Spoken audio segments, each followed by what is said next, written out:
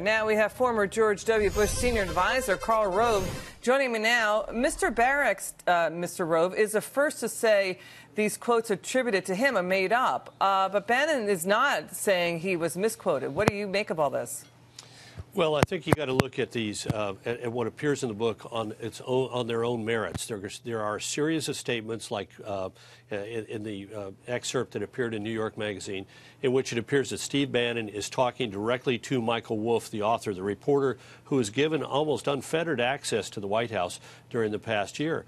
But then there are other quotes that are being relayed to Michael Wolff by somebody else, like Barrack said this, or friend of Trump said that, or this occurred in a meeting between Steve Bannon and Roger Ailes, one of whom is now dead, and the other of whom will have to be asked whether it was he was the source for those meetings, or those depiction of that meeting with Roger Ailes is accurate. But look, the quotes attributed to Steve Bannon, at least in the article that I've read, which is an excerpt from the book, sound authentically Bannon. I'm glad to see that he came forward and acknowledged that was him.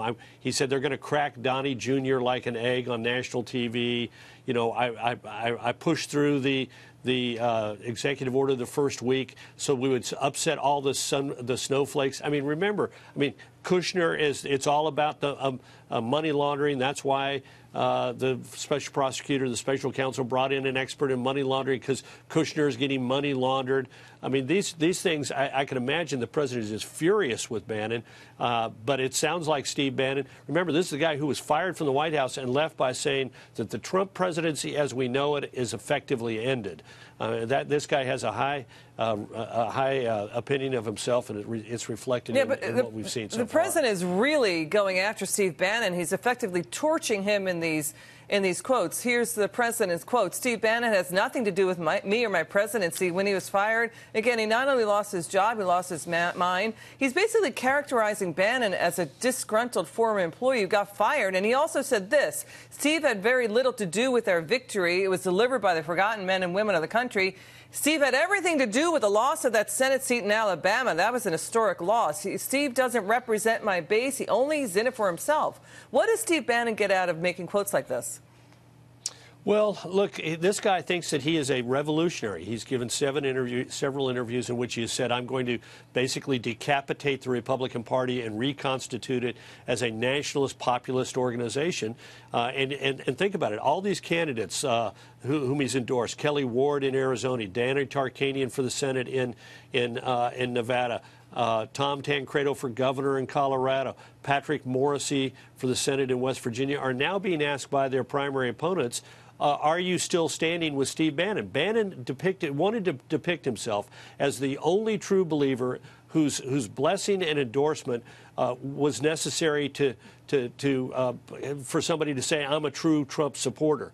And he was going to roll through the 2018 elections by upsetting Republican, quote, establishment types, by recruiting candidates who would listen to him, accept his endorsement, allow him to come and campaign for him. He raised the idea he was going to have vast sums of money coming pouring in behind him. Yeah. All that is out the window. We've got more news. Out the window. We got more news. Attorneys for former Donald Trump 2016 campaign chair Paul Manafort filing a lawsuit today accusing special counsel Robert Mueller and the Justice Department of overreach with the criminal charges they brought last fall, including money laundering.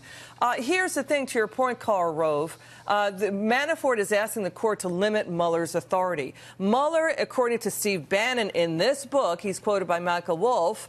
Again, we're just reporting back what Michael Wolff's book is saying. Steve Bannon is saying is that is a danger zone for Trump. It's about Russian money laundering through the Trump real estate empire way before Donald Trump became president. What do you make of that? Well, I think that's been a fear expressed by people in the Trump the Trump world. But look, again, this is a move by Paul Manafort that has everything to do with Paul Manafort and little to do with Donald Trump. What Paul Manafort is trying to do is to limit his exposure on bringing large sums of money back from his political activities in Ukraine on behalf of pro-Russian elements, bringing them back through various, banks and sort of laundering them through here and there. But hang on, Bannon is saying it also involves Jared Kushner. And it also involved Donald Trump Jr.'s meeting with Russian and possible real estate deals and money laundering through the real estate empire. Again, this is way before Donald Trump became president. Could this this hurt the president? Well, look, if Jared Kushner's family company got money from Russians, I assume that it would be legitimate funding and it would be reflected in the documents of the company and be known to people in the investigation now. I can't imagine that Jared Kushner would be engaged in laundering money underneath the table from Russians. That just sounds ridiculous. So I think this is another thing on Bannon's part. He likes being a guy who takes the grenade, pulls the pin, and rolls it out there in the same room where he is and watches it go off. So I don't take much of that.